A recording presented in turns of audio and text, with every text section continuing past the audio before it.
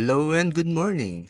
Nandito tayo ngayon sa Toy R Us and today, bibili ako ng aking pinakaunang Pokemon TCG na bubuksan para masimulan ang aking collection. Sa first time collector ng trading card game, medyo kinakabahan ako dahil I'm not sure what to get and sobrang daming options. But I got the Scarlet and Violet Twilight Masquerade. And ito siya, perfectly sealed and ang ganda ng color scheme niya with blue and dark colors.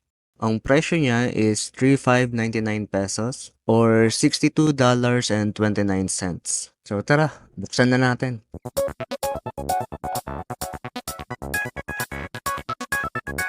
Sa likod ng ETB, makikita na natin kung anong expect na makukuha natin sa loob. Pero sabay-sabay na natin ito tignan as we go through the unboxing.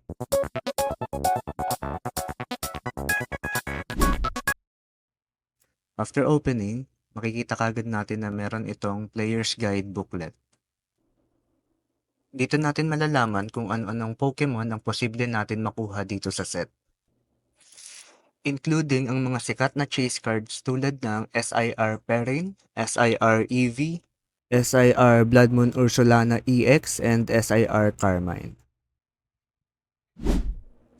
Ito yung actual box, and let's open it. Makikita natin na may 3 pockets containing all the different items. Unahin na natin yung middle pocket.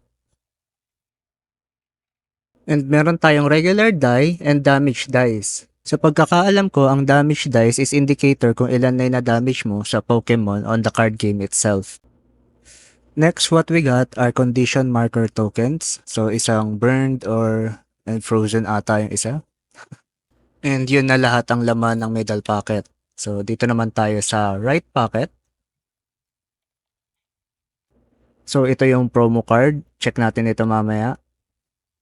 And QR code sa mga naglalaro ng Pokemon Live TCG.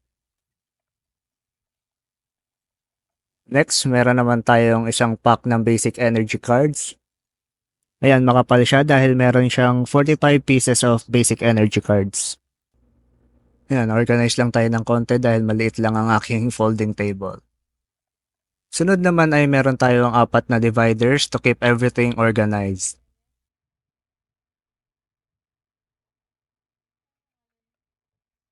And the card sleeves to protect the cards. So ayan, maganda rin yung design niya sa likod.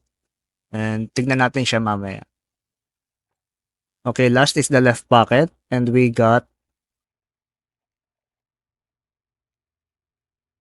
1, 2, 3, 4, 5, 6, 7, 8, 9 booster packs. Each pack contains 11 cards containing 1 energy cards and 10 Pokemon cards. And that's everything. Here's the list of all the things that we got. And yung box mismo is good for storage. Sa next video, samahan nyo naman akong buksan ang mga booster packs. Don't forget to like, follow, and subscribe. Mudkip out.